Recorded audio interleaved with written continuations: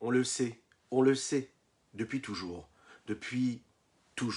on l'a reçu en héritage. La mezouza, elle nous protège. La mezouza protège la maison. Lorsqu'il y a des problèmes dans une maison, on nous conseille, nos grands tzadikim l'ont toujours conseillé, allez vérifier cette mezouza. La mezouza protège notre maison. Les mitzvot, l'accomplissement des mitzvot, ça protège l'homme. Et ça le protège et ça lui apporte toutes les bénédictions dont il a besoin. Que ce soit dans les bénédictions qui concernent sa parnassa, les bénédictions qui concernent la protection de son foyer, de sa famille, la protection de ses enfants, l'éducation des enfants, la paix dans le foyer, dépend de l'accomplissement des mitzvot. L'accomplissement des mitzvot, l'étude de la Torah, c'est une source de bénédiction. C'est ce qui nous permet de créer le réceptacle par lequel nous arriverons à recevoir la bénédiction d'Akadosh Baruch Hu. Urtaftam leot al yadecha, ve'ayu letotafot benenecha. Urtaftam leot al yadecha, quand on met les téphilines, quand on met et qu'on écrit une mezouza et qu'on la place au seuil de notre porte, eh bien à ce moment-là, nous créons la source de bénédiction pour notre existence. Les ma'an irbu yemechem bivim mevenechem, afin que puisse s'allonger votre vie et la vie de vos enfants, qu'elle soit une belle vie, en bonne santé, celle que nous souhaitons à chacune et chacun d'entre nous, en cette magnifique matinée que Dieu nous offre sur la terre. On le comprend, le monde, c'est ce qui nous permet de créer ce réceptacle pour la réception de cette magnifique bénédiction céleste. C'est ce que nous allons voir ce matin, et on va le comprendre. Pourquoi est-ce que c'est nécessaire de vérifier cette mezouza quand on a l'impression, un peu d'embouteillage sur les bénédictions que nous sommes censés recevoir dans notre vie. Nos sages nous disent, allez vérifier la mezouza, allez vérifier les téphilines. Pourquoi? Vous savez, c'est un petit peu comme quand il y a un problème dans le corps, ce qu'on souhaite à personne. On ne va pas se contenter d'aller regarder le problème qu'a le petit bobo. Quand c'est un petit bobo, ça va. Mais quand c'est un bobo qui est un petit peu plus grand, on ne va pas se contenter de réparer les problèmes qu'il y a dans un des membres du corps, on va aller regarder ce qui se passe dans le cerveau. Parce que c'est là où tout est régi. Il faut que le cerveau, que la tête soit en bonne santé pour que le reste du corps soit en bonne santé. La tête du monde, le cerveau du monde, c'est la Torah et les mitzvot. Lorsqu'il y a un souci, lorsqu'il y a quelque chose qui ne va pas comme il faut, lorsqu'on sent que ce qu'on est censé recevoir de la bénédiction céleste dans ce monde-là ne tombe pas comme il faut, lorsqu'il y a quelques embouteillages, alors à ce moment-là, nos Chachamim nous dit qu'il fallait regarder ce qui se passe dans le cerveau du monde. Et qu'est-ce que c'est le cerveau du monde? Eh bien, le cerveau du monde, c'est la Torah et les mitzvot. Est-ce que nous accomplissons la Torah et les mitzvot comme il faut? Comme il faut, de la manière la plus belle, la plus investie, la plus méticuleuse? Ou est-ce qu'on fait ça comme dans un revers de main? Alors à ce moment-là, quand on réussit vraiment à faire cet état des lieux, on comprend et on réussit à recréer quelque part, en réparant ce qui se passe dans le cerveau du monde, quand on répare notre mitzvah, quand on répare et quand on se réinvestit dans l'étude de la Torah et la commission de mitzvot, alors là, à ce moment-là, on est en bonne santé. Et quand on est en bonne santé, on peut se permettre de vous souhaiter un grand Shavua Tov. Boker Tov les Koulam, bonjour à toutes et à tous. Je suis infiniment heureux de vous retrouver en cette magnifique matinée que Dieu nous offre sur la terre. On va démarrer dans quelques instants, à savoir dans quelques secondes, juste après ces quelques notes de musique. Ay, ay, ay, ay, ay, ay, ay, ay,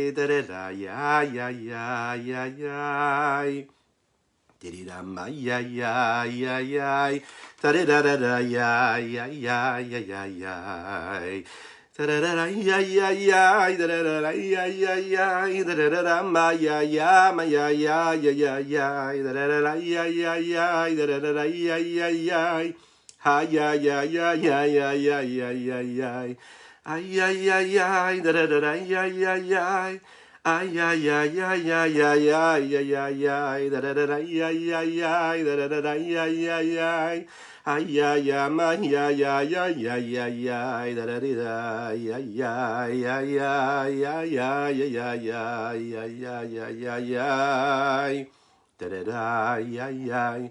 Ay, da da da da da da da, ay, ay, ay, ay, ay, ay, da da da da, ay, ay, ay, ay, da da da da, ay, ay, ay, ay. Ay, ay, ay, ay, ay, ay, ay, ay, da da da, ay, ay, ay, ay, da da da, ay, ay, ay, ay.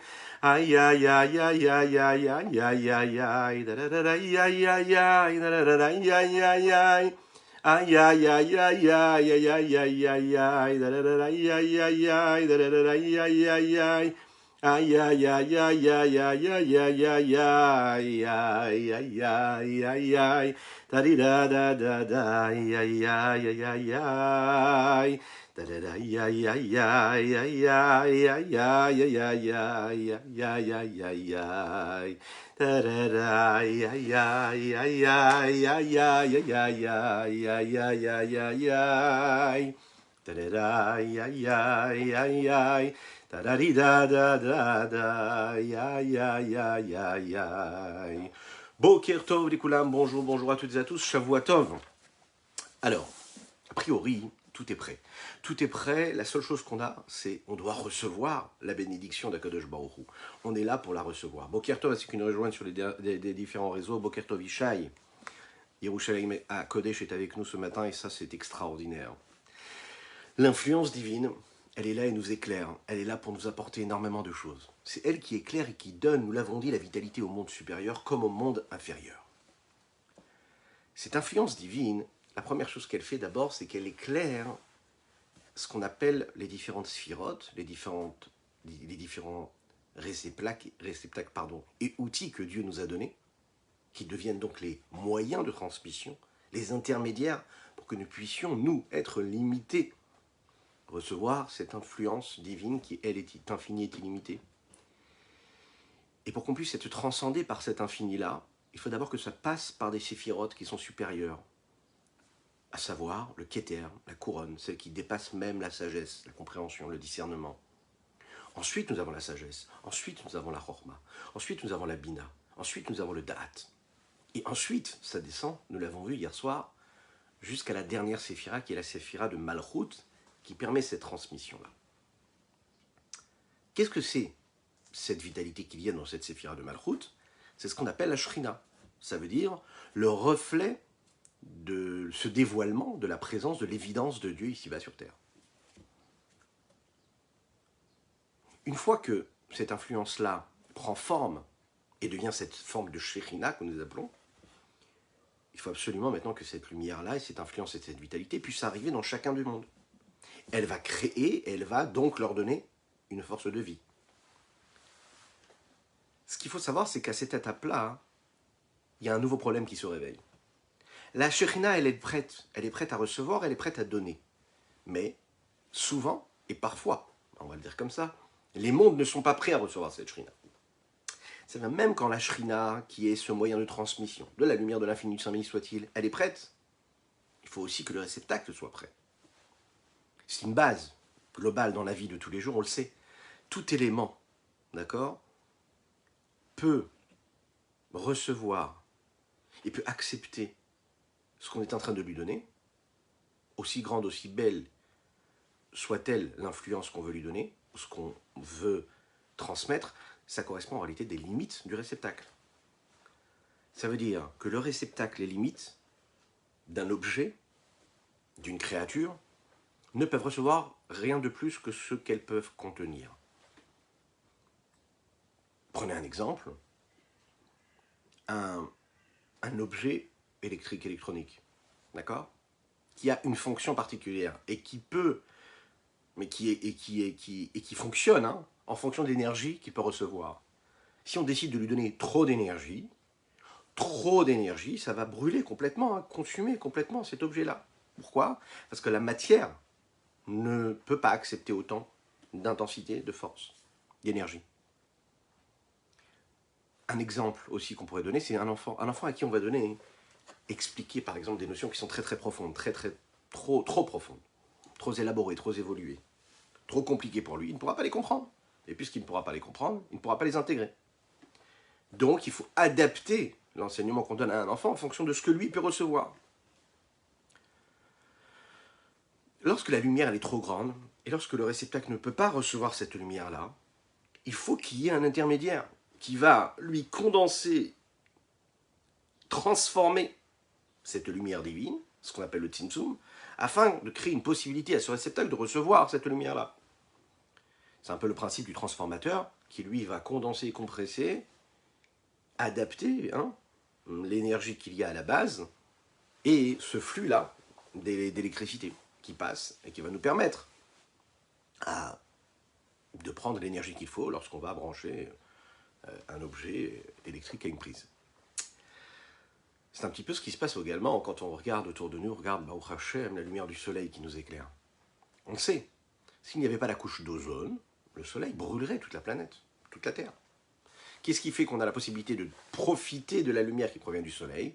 C'est parce qu'il y a la couche d'ozone, ces voiles, ces écrans-là qui vont cacher et voiler cette lumière. Lorsqu'on parle de la Shrina, nous avons un double problème à ce moment-là. Ce n'est pas seulement le réceptacle qui doit être adapté à l'énergie et à la vitalité qui provient de la source. Ce n'est pas seulement la puissance de cette lumière-là qui dépasse la réceptabilité, c'est aussi autre chose. C'est qu'il faut aussi que la lumière donc de la Shrina puisse s'annuler complètement. Ça veut dire quoi s'annuler? Annuler le monde qui est en train de la recevoir. Et ça c'est double en réalité. D'un côté, la lumière, elle, doit se condenser, se compresser, s'adapter aux limites du monde. Et de l'autre côté, le monde lui aussi doit complètement se mettre en retrait, ne plus exister. Donc c'est différent de l'exemple que nous avons donné. Il ne faut plus être, on n'existe plus. On doit se soumettre complètement, se mettre complètement de côté pour recevoir ce qu'on est en train de nous donner. Donc il ne suffit pas à cette lumière-là de s'adapter à nous. Nous avons nous aussi la nécessité de nous adapter à cette lumière qui arrive. Ça veut dire en réalité que dans cet acte de création, il y a une forme de sensation d'existence et d'indépendance que l'on peut percevoir chez chaque élément existant, chez chaque créature.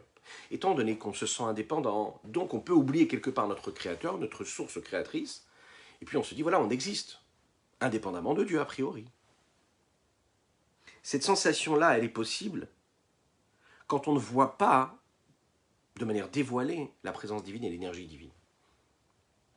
Donc comme la présence divine n'est pas dévoilée, elle reste cachée, alors on a la prétention d'imaginer qu'on peut exister sans cette présence divine. Parce que Dieu est caché, en réalité. Dès l'instant où la source divine va se dévoiler, alors à ce moment-là, le monde cesse d'exister en tant que tel, il ne se sent plus exister, et donc automatiquement, il perd complètement son indépendance, il n'existe plus en tant que tel. C'est ça le problème. C'est que si Dieu se dévoile, eh bien nous n'existons plus. Parce que personne ne peut exister face à Kadosh Baruch Hu, face à la dimension dévoilée de Dieu, puisque Dieu est infini. S'il est infini, aucun réceptacle ne peut supporter cet infini-là de révélation, de dévoilement de Dieu. C'est un petit peu comme ce qu'Akadosh Baruch Hu dit à Moshe Rabbeinu. Qu'est-ce qu'il dit Akadosh Baruch Hu à Moshe Rabbeinu? Il dit Kilo ira'ani ha'adam v'chai. Il n'y a personne qui pourra, un être vivant, me voir et continuer de vivre. On ne peut pas voir la source divine et rester ce que nous sommes, indépendamment de ce que nous sommes. Dans les mots de la Kabbalah, si le monde d'Atsilut va nous éclairer, va se révéler tel qu'il est lui, réellement, mais dans les mondes qui le suivent, qui sont plus bas que lui, à savoir le monde de Bria, le monde de Yetzira, le monde d'Assia, eux aussi vont perdre complètement toute capacité d'existence. Ils se transforment en étant une partie intégrante de ce monde d'Atsilut. Donc ils ne sont plus monde de Bria, monde de Yetzira, monde d'Assia, ils sont le monde d'Atsilut. Donc ils n'existent plus en tant que tel. C'est la raison pour laquelle il faut qu'il y ait, si l'on peut l'appeler ainsi, un troisième intermédiaire, qui lui va parfaire un petit peu tout ce processus de cette influence divine qui descend ici-bas sur Terre. C'est une forme de vêtement, on va l'appeler comme ça. C'est un outil, un réceptacle qu'on rajoute, qui lui va voiler, qui va cacher un petit peu cette lumière de Dieu, qu'est la Shekhinah. Et par cela créer une forme de possibilité et permettre à cette vitalité de donner une forme, quelque part, à chaque créature, lui donner une forme d'indépendance, être en même temps, et d'un autre côté ne plus être. Ah oui. Être complètement en retrait, ne plus être, se mettre en retrait parce qu'on n'est rien devant Dieu, mais en même temps continuer d'être, parce qu'il y a ce voile qui nous permet de continuer d'être, parce que si nous ne continuons plus à être, on n'existerait même plus en tant qu'être indépendant ou créature indépendante. Pour bien voir cela, il suffit de voir l'exemple qu'on pourrait donner d'un papa. D'un papa très très riche, ce qu'on souhaite à chacune et chacun d'entre nous, d'être très très riche, matériellement et spirituellement. Un père qui est très riche et un enfant qui, lui, n'est pas riche. Parce qu'un enfant d'un papa riche, Il n'est riche que parce que son père est riche. Et voilà que le père qui est riche, qui lui a toute la confiance en lui, il a les possibilités, il a des capacités de donner tout à son enfant. Mais voilà que l'enfant, lui, n'a pas, lui, cette indépendance. Il n'existe que parce que son père est capable de lui donner ce qu'il est capable de lui donner. Donc l'enfant, en réalité, souvent c'est très compliqué, et ben, il se retrouve un petit peu amoindri. Il se dit, voilà, je n'existe que parce que mon père me donne. Il a du mal à avoir la confiance en lui. Il a du mal à être ce qu'il est lui, pour ce qu'il est lui. Il a l'impression d'être l'ombre de son père. Quand on le regarde, quand on le voit, quand on le rencontre dans la rue, c'est le fils d'eux. C'est très compliqué d'être le fils d'eux. Hein, chaque homme, chaque femme, chaque enfant a besoin de sentir qu'il est ce qu'il est parce qu'il est lui, ou pour ce qu'il est lui. Et donc, un père, quand il aime son fils, il ne veut pas aussi que son fils subisse cela. Alors qu'est-ce qu'il fait? Il va tout faire pour aider son enfant, lui apporter le soutien dont il a besoin, mais il va le faire de manière cachée, de manière voilée. Ça veut dire qu'il va lui donner de manière détournée. Il va faire en sorte qu'il puisse acquérir une confiance en lui. Comment il va faire? Eh bien, il va utiliser son pouvoir, son argent, tout ce qu'il a en plus, mais sans le faire de manière dévoilée, sans que son fils le voie.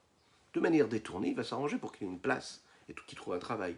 De manière détournée, il va s'arranger pour qu'il ait tout ce qu'il faut pour vivre comme il faut. De manière détournée, il va lui donner, il va se soucier qu'on l'aide, qu'on lui apporte ce qu'il faut, de manière à ce qu'il devienne lui-même indépendant et sans qu'il le sache. Ça, c'est la plus belle des valeurs et l'amour qu'un père il peut avoir pour son fils. C'est de lui apporter tout ce dont il a besoin afin qu'il soit indépendant. La seule façon de laisser cet enfant exister, c'est quand le père utilise ce processus-là de ce qu'on appelle matan BCTR, c'est-à-dire donner en cachette, pas de manière dévoilée. Dès l'instant où l'enfant il va le savoir, il y a tout qui va s'écrouler. Parce qu'il va se dire, en fait, tout ce que j'ai réussi à faire, c'est parce que mon père m'a aidé un jour. La force ici, ça va être la finesse que va avoir le père, de lui donner tout ce qu'il a besoin de lui donner, de manière tellement cachée, tellement voilée, tellement discrète, que l'enfant va trouver son indépendance. C'est la raison pour laquelle le père va utiliser ce qu'on appelle ici un lévouche, un vêtement. C'est-à-dire un outil et un intermédiaire qui est supplémentaire à la transmission qu'il est censé lui donner. Et c'est cette transmission-là, ce voile quelque part, le fait de se cacher à travers cette transmission et ce don-là qu'il est en train de faire, qui va permettre à cet enfant-là d'avoir son indépendance. Alors on approfondit cet exemple. Pourquoi? Pour bien comprendre ici le message.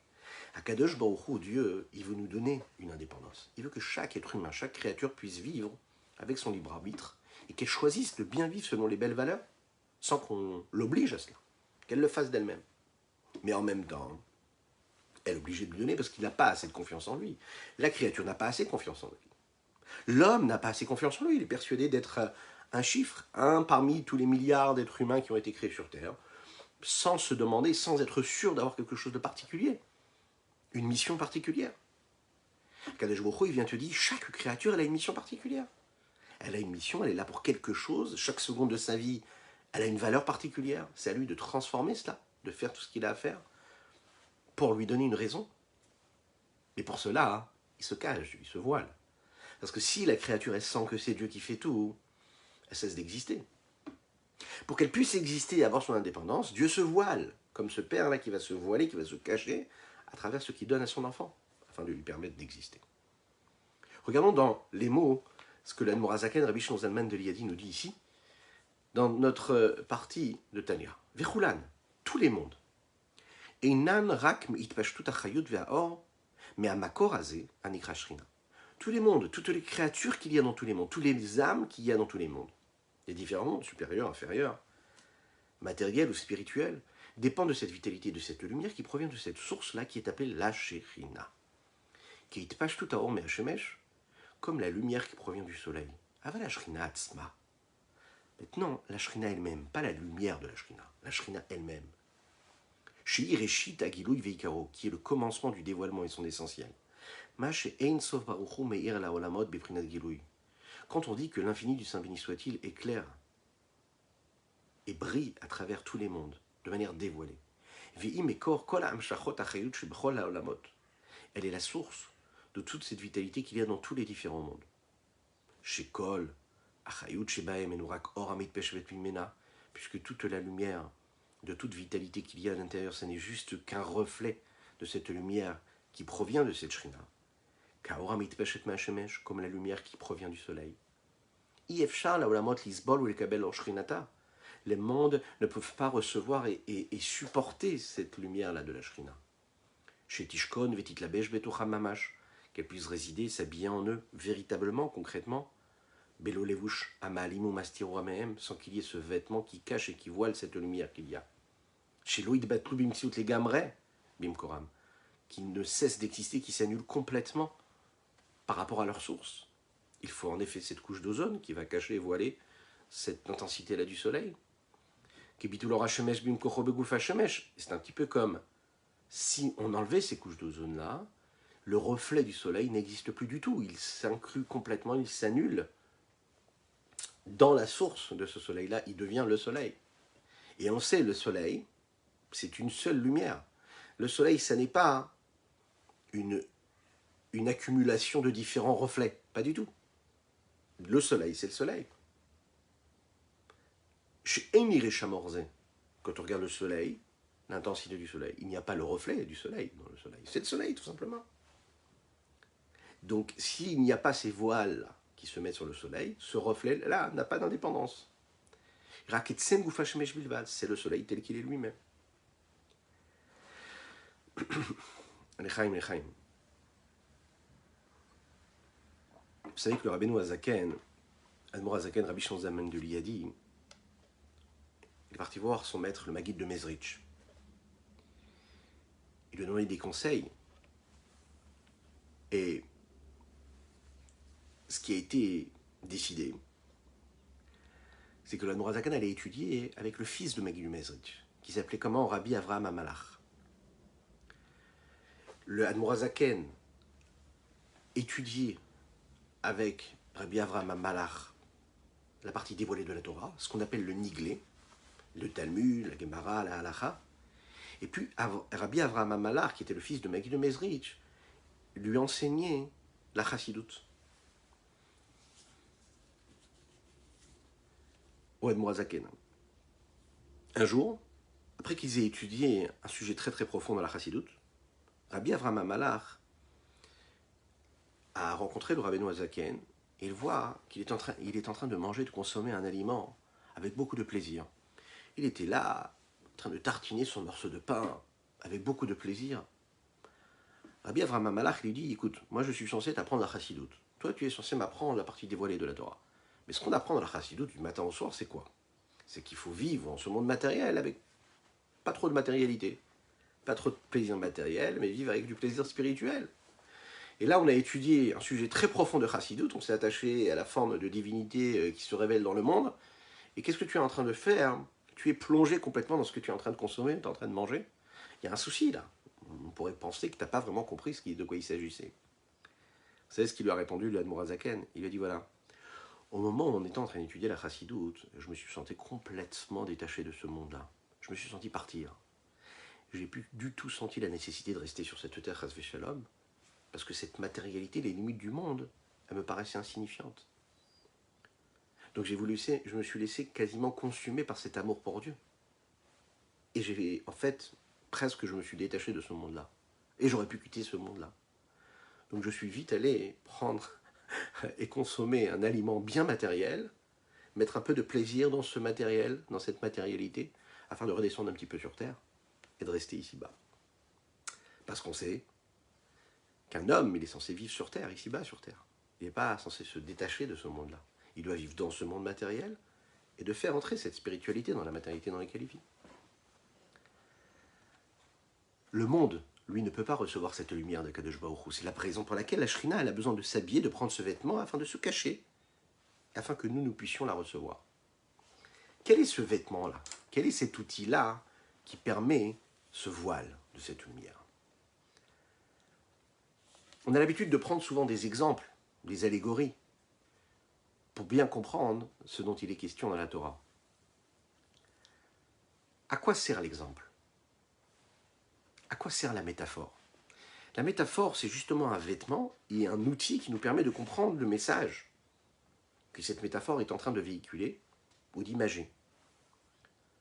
La nécessité de trouver une métaphore provient du fait que la personne qui est en train de nous entendre a besoin de comprendre quelque chose qu'on a envie de lui transmettre, mais qu'elle ne peut pas comprendre avec les mots qu'on emploie. Donc on utilise cette métaphore-là, on utilise un intermédiaire qui, lui, va devenir ce moyen de transmission qui permettra à la capacité de celui qui entend d'entendre le message et comprendre ce qu'on est en train de lui expliquer. Il va comprendre de manière totale ce qu'on va lui dire. Donc on prend une idée métaphorique qui, elle, va habiller cette idée-là, et de cette façon-là, on transmet l'idée. L'idée, en réalité, elle est là juste pour nous apprendre quelque chose d'autre. C'est un petit peu, vous savez, l'exemple qu'on nous donne ici à travers les textes de Chassidut, les textes de Kabbalah. On a besoin de nous expliquer de quelle façon Akadosh Baruch Hu se révèle et brille et se dévoile ici-bas sur terre. D'un côté, on nous dit que Melo Haaretz Kevodo, Akadosh Baruch Hu, il est partout dans toute la terre. Il est partout à la fois. D'un autre côté, on nous dit que la Shrina, elle réside où ça? Dans le Kodesh HaKodashim, dans le Saint des Saints, dans le Beth Amikdash. D'un côté, on me dit que Dieu, il est en moi, dans mon cœur, et partout. Quand je me lève le matin, quand je vais au travail, quand je suis en voiture, quand je vais faire les courses, quand je travaille, je dois garder mon cerveau sain, mon cœur pur. Et peu importe si je suis dans le monde, Dieu, il est partout avec moi. D'un autre côté, on me dit, non, tu sais, Dieu, il est vraiment présent quand tu vas à la synagogue ou au Beth Amikdash pour étudier. Alors, comment expliquer cela? Alors, on l'a bien expliqué ici, c'est très compliqué. Et c'est la raison pour laquelle ça fait déjà plusieurs chapitres qu'on nous parle de cette notion-là.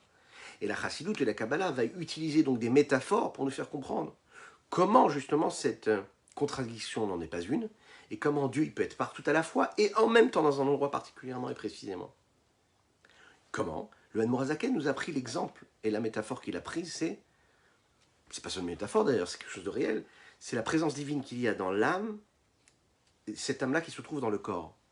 Et quand on est capable de comprendre comment l'âme qui est spirituelle réside dans le corps, et elle permet à tout le corps d'être en vie, d'avoir la vitalité qui lui est nécessaire, on a compris cela. Comment quelque chose de spirituel pouvait aussi prendre corps, c'est vraiment le cas de le dire, et de donner la possibilité à ce corps-là de vivre, mais là, matériellement, physiquement.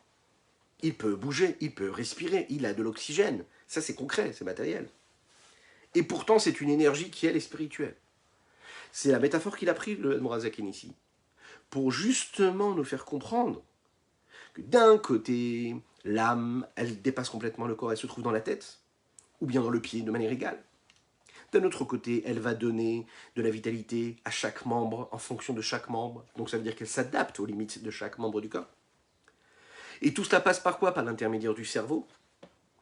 Ici aussi, on va voir aussi la même chose, le même principe. Plus on va essayer de comprendre la présence divine dans le monde, plus on réussira toujours à se rappeler de cet exemple-là que nous avons pris de l'âme et du corps. Mais c'est précisément parce qu'on a l'exemple de l'âme et du corps qu'on a la possibilité de comprendre comment Dieu il peut être dans le monde tout en étant séparé du monde. Il peut être adapté, il peut adapter sa vitalité dans chaque élément du monde, tout en étant complètement détaché, tout en restant l'infini du Saint soit-il. Donc, nous avons bien vu ici que l'exemple qu'on a pris ici de l'âme et du corps, c'est ce qui nous permet de percevoir et de comprendre la grandeur de Dieu. C'est ce qui a été donc l'intermédiaire. La Torah appelle ça, par exemple, Mashal Kadmoni, tel qu'il est dit ici dans Shmuel, par exemple, dans le Tanakh. Pourquoi Mashal Kadmoni? Le premier Mashal. Non, c'est pas le premier Mashal. C'est l'exemple et la métaphore du Kadmon, de celui qui est le premier. En fait, la Torah, c'est un exemple. Qu'est-ce que ça veut dire? La Torah, c'est un exemple. La Torah, c'est une lecture métaphorique de ce qu'est Dieu à travers le monde. La Torah, c'est une métaphore, et Akadosh Baruch Hu, lui, c'est ce que nous comprenons de cette métaphore. C'est la source, c'est la base. On utilise le monde, on utilise la Torah, pour comprendre ce que Dieu est, pour voir Dieu. Pourquoi est-ce que la Torah, elle est appelée cette métaphore-là, et cet exemple-là, cette allégorie? Parce que justement, si on regarde bien la Torah, son sujet principal, c'est très matériel. La partie la plus dévoilée de la Torah, ce qu'on appelle le Talmud, la Halacha, nous parle, si vous regardez bien, à travers tous ces volumes de Tania, de Talmud qu'on étudie, toute cette Torah que nous étudions, la Torah révélée, parlons pas de la Chassidut et de la Kabbalah, de quoi elle nous parle? Eh bien, on parle de quoi? On parle d'un chameau, on parle d'une vache, on parle d'un cheval. On parle de ce qui est permis à la consommation, ce qui n'est pas permis à la consommation. On parle d'une petite aiguille qui se trouverait dans un endroit de la bête. Est-ce que ça permettrait à cette bête-là d'être cachère à la consommation, d'être propre à la consommation? Il y a des volumes énormes de Talmud et d'Alacha qui vont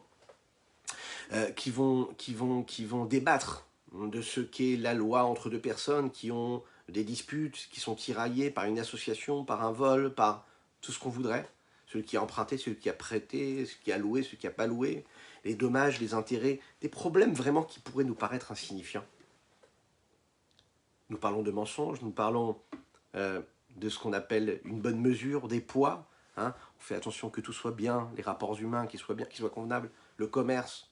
Ça, c'est la Torah. Si vous regardez toute la Torah, on ne parle que de ça. Quand on prend le Shulchan Aruch, il faut savoir que 2 sur 3 simanim, ce qu'on appelle simanim, ça veut dire des parties du Shulchan Aruch qui parlent d'un sujet ou d'un autre, nous parlent vraiment de choses qui peuvent nous paraître très très matérielles. Prenez l'exemple, toute la première partie du Shulchan Aruch, sans parler de Shabbat, où c'est très technique, est-ce qu'on a le droit de bouger un objet, pas bouger un objet, ça c'est la Torah. La Torah nous parle de quoi? Comment nous habiller? Il y a combien d'halachot, combien de lois? De quelle façon il faut s'habiller? D'abord la droite, ensuite après la gauche. D'abord fermer le lacet du pied gauche, ensuite celui du pied droit. Et chaque chose a une raison, halachique à soi. Quand on lit comme ça, on se dit, bon, ça a l'air banal. Quoi, vraiment, ce Dieu-là qui est si grand, il est rentré dans des lois qui sont aussi a priori insignifiantes. La personne qui n'étudie pas la Kabbalah ou la Chassidut, qui s'arrête à cela, va se dire, bon, ça paraît quand même sympathique, mais pourquoi? Alors parfois il y a des raisons, parfois il n'y en a pas. Voilà que là, à ce moment-là, on va commencer à ouvrir la Torah ta Kabbalah. Et là, on va comprendre ce que cela veut dire. On va comprendre qu'en réalité, quand la halakha me demande de m'habiller de cette façon-là, de chausser mes chaussures de cette façon-là, de mettre d'abord la droite après la gauche, comment est-ce que je dois me comporter même dans les toilettes? Comment est-ce que je dois me comporter lorsque je vais me doucher? Enfin, des lois qui peuvent nous paraître insignifiantes. Et on va voir qu'en réalité, c'est dans ces moments de vie que l'homme est en train de se sanctifier, qu'il devient un être exquis, particulier, qui devient l'enfant d'Hachem, le fils d'Hachem, de Dieu. Pourquoi? Parce que la Chassidoute et la Kabbalah va nous apprendre que pourquoi est-ce qu'on te demande de mettre d'abord la droite après la gauche? Mais parce que la droite, on te dit que c'est quoi? C'est le chesed, c'est la bonté. Et qu'ensuite la gauche, c'est quoi? C'est la rigueur. Donc on fait précéder toujours la bonté à la rigueur. Voilà, donc il y a une raison pour chaque chose. Ça, c'est la raison spirituelle qu'il va y avoir. On t'explique qu'Akadosh Baruch Hu qui est saint, il est dans ce monde matériel, ici-bas sur Terre. On peut parfois étudier pendant des heures, pendant des années, et ne pas comprendre qu'en réalité, toute cette étude-là, elle est là pour nous permettre de voir et de percevoir la finalité qui est quoi. Comment est-ce que je vois Dieu dans la matérialité, dans la vie de tous les jours, dans mon quotidien? En réalité, justement, c'est ce qu'on nous dit ici.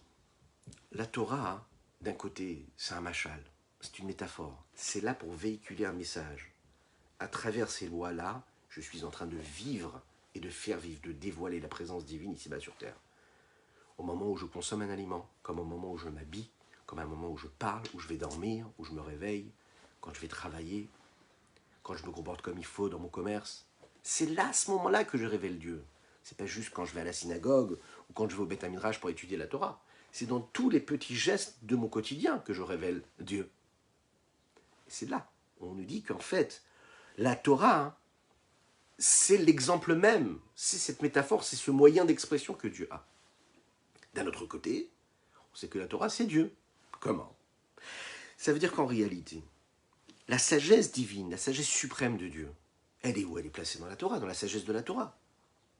Cette Torah-là, telle qu'elle se trouve dans le monde d'Atsilut, celui qui dépasse les mondes de la création de toutes les limites dans lesquelles nous vivons, elle nous parle de la divinité pure, sans faire référence à la vie matérielle dans laquelle nous vivons ici. Dans le monde d'Atsilut, il n'y a pas de chaussures, il n'y a pas d'aliments cachers ou pas, il n'y a pas de contact, il n'y a pas de rapport humain, il n'y a rien. La Torah telle qu'elle est dans l'Atsilut, elle nous parle de quoi? De la forme des séphirotes. Comment est-ce que les outils que Dieu a utilisés, tels que c'est relaté dans les textes du Zohar, qui sont quoi les séphirotes?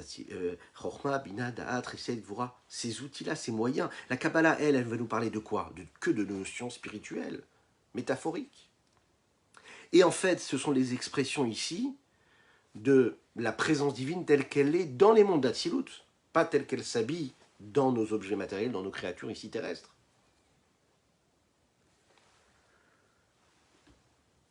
Mais là, il y a quelque chose d'extrêmement élevé, d'extrêmement puissant. C'est qu'Akadosh Baruch Hu, en réalité, il va prendre cette sagesse divine, cet infini-là, hein, il va l'habiller, il va la mettre dans la réalité du monde, dans les limites du monde.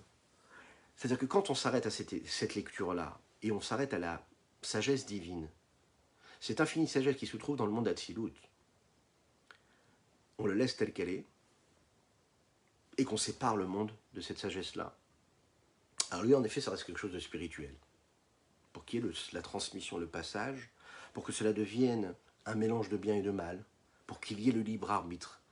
À ce moment-là, on va voir que c'est à l'achot, là, toutes ces lois, elles doivent parler de sujets qui sont matériels. Et c'est la raison pour laquelle la sagesse divine, elle va prendre sa forme dans quelque chose qui peut nous paraître banal, propre à la consommation et non propre à la consommation, permis, interdit, pur, impur, saint, non pas et non pas saint. Comment les bases même de la divinité de Dieu, c'est-à-dire comment la sagesse qui est dans le monde d'Atsilut va s'exprimer à travers ma vie de tous les jours, elle va faire le tri entre ce qui est bon et mauvais, comme le Shla Akadosh le dit, à Torah Medaberet Ba'elionim, Veromezet Vetartonim. La Torah elle nous parle de ce qui est supérieur, mais elle fait allusion en réalité à ce qui se passe ici-bas sur Terre. Quand je vis ma vie de tous les jours, je suis le moyen d'expression, je matérialise quelque part cette divinité, non pas pour la matérialiser, mais pour élever ma matière, pour révéler la présence de Dieu, celle qui se trouve dans cette matière. Comme l'exemple que nous avons donné tout à l'heure, que quand on va s'habiller, à ce moment-là, on va mettre d'abord le côté droit, eh bien on est en train de véhiculer le chesed sur terre. On est en train de permettre à Dieu d'être bon. À chaque fois que je m'habille du côté droit et que je fais comme il faut les choses, eh bien je permets à Dieu de se révéler comme il faut. À chaque fois que j'accomplis ce qu'il faut, à chaque fois que je me comporte comme il faut dans mon commerce, eh bien je permets à Dieu de se révéler, de se dévoiler comme il faut. D'un côté, la Torah, elle cache la sagesse divine, l'infini de Dieu, mais de l'autre côté, c'est la Torah qui me permet de laisser cette sagesse divine s'exprimer à travers les limites du monde et à travers toutes les notions aussi matérialistes qu'elles puissent être, qui sont relatées dans la Torah. Regardons ce que dit l'Admorazaken ici pour finir dans les mots. Et quel est ce vêtement-là qui pourra cacher et voiler cette lumière de la Shekhinah, et en même temps ne pas la faire disparaître complètement, parce que la lumière c'est trop grande. C'est le discernement, la sagesse d'Akadosh Baruch Hu, la volonté de Dieu, qui est habillé dans la Torah et dans ses mitzvot, qui sont dévoilés à nous et à nos enfants. D'où nous savons ça? Il est dit comme ça dans la Torah, dans la Kabbalah également. La Torah, elle vient de la sagesse. De qui? De Dieu. Mais de quelle sagesse? On sait qu'il y a différentes formes de sagesse. Il y a Chochmaïla, la sagesse suprême. Celle qui est encore plus haut que le monde du dévoilement. Akadosh Baruch Hu, il est sage, puisqu'on s'exprime ainsi, mais puisque Dieu est infini, donc il n'y a pas de notion de sagesse. Mais nous parlons ici d'une sagesse qui n'est pas compréhensible et qui n'est pas capable d'être reçue, d'être connue et d'être perçue par un être limité. Nous parlons de la sagesse avant qu'elle devienne dévoilée. La sagesse avant qu'elle devienne perceptible. La sagesse, c'est quoi? C'est faire la lumière sur une notion qu'on n'arrive pas à saisir et à comprendre. C'est le brouillard, tout est flou, on ne voit rien. On réfléchit, et boum, il y a un flash. Là, on comprend, on perçoit quelque chose. Le moment de sagesse, qui est précédé par ce brouillard, il est précédé aussi par de la sagesse. En fait, il y a aussi de la sagesse avant. La seule chose, c'est que nous, nos outils cérébraux ne nous permettent pas de comprendre ce qu'on doit comprendre. Donc la forme de sagesse suprême, c'est cette sagesse qui précède la sagesse que nous, on peut comprendre. Maintenant, Dieu, lui, il précède même cette sagesse qu'on n'est même pas capable de comprendre, nous, avec nos outils cérébraux ou intellectuels. Pourquoi? Parce que Dieu, il est sage, mais nous ne parlons pas d'ici d'une sagesse que nous pouvons percevoir, parce que lui, il est infini. Ou comme nous l'avons expliqué plus haut, que la lumière de l'infini du Saint-Béni soit-il s'habille et s'unifie avec cette sagesse suprême. Et sa chokma et sa sagesse sont une seule chose. C'est un petit peu, vous savez, comme un Sefer Torah, un livre de Torah, qui a été écrit comme il faut, magnifiquement bien. Alors, il y a une famille, il y a des gens, une communauté qui s'est réunie pour l'acheter, pour le payer comme il faut. On a pris le meilleur des sophères, hein, le meilleur des sophrim, c'est le meilleur des scribes qui écrit le Sefer Torah de la meilleure des manières.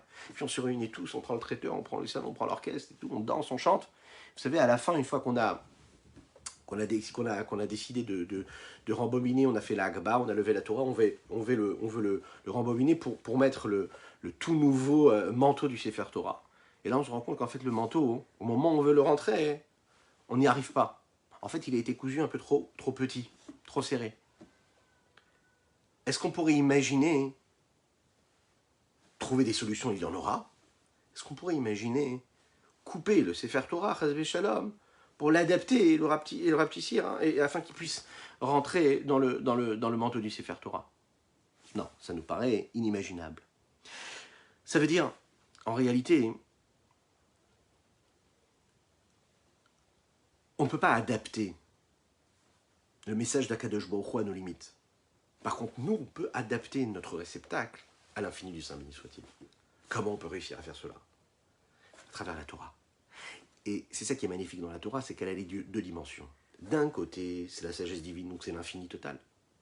C'est l'infini, ça veut dire ce qu'il y a de plus illimité, qui ne rentre pas a priori dans les limites. Mais la force de la Torah, c'est celle aussi qui a utilisé les outils matériels, c'est-à-dire la vie dans laquelle nous vivons, le monde dans lequel nous vivons, les règles, les lois de la nature, et donc de limites, qui vont voiler, qui vont cacher cette présence divine, afin de voir Akadosh Baruch Hu dans cela. En conclusion, de la même manière que dans le corps et dans l'âme, l'âme, elle, se concentre dans le cerveau, puisque l'énergie qui va aller dans tous les membres du corps, eh bien, dépend de ce cerveau-là. C'est la même chose pour ce qui se passe ici-bas sur Terre. Tout va dépendre de l'infini du Saint béni soit-il. Et toutes les énergies qu'il y a dans tous les éléments du monde, toutes les créatures terrestres, célestes, provient d'Akadosh Baruch Hu. Tout vient de cette Chorma d'Akadosh Baruch Hu, tout vient de cette Torah. De cette Torah-là, cela se révèle dans la dernière des Siphiras, qui est celle de Malchut, qui est ce moyen de transmission, et de là se transforme la source dans l'infini du Saint béni soit-il, pour être une lumière qui va s'adapter à tous les réceptacles du monde.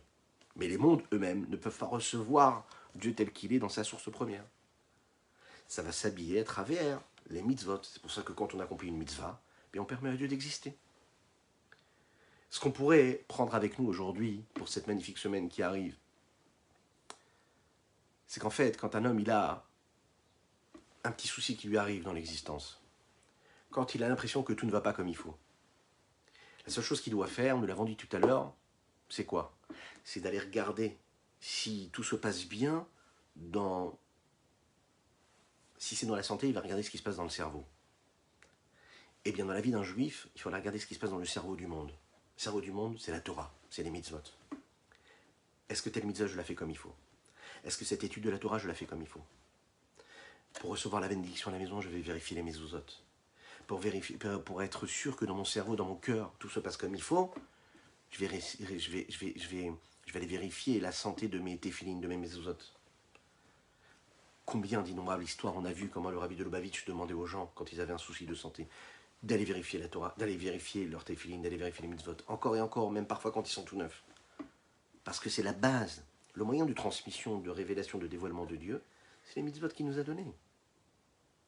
L'infiniment grand se trouve dans l'infiniment petit, aussi banal que puisse être un objet ou un petit morceau de parchemin. Je vous souhaite une excellente semaine, que Dieu vous bénisse et qu'il vous protège à l'infini, matériellement et spirituellement dans tous les domaines, et puis une excellente semaine dans la joie et l'enthousiasme, et qu'on puisse bien sûr se voir très rapidement avec le Mashiach Tzidkenu sur l'esplanade du Beth Amikdash. Voilà, l'esplanade à Yerushalayim avec le Beth Amikdash reconstruit. Shavua Tov, à bientôt.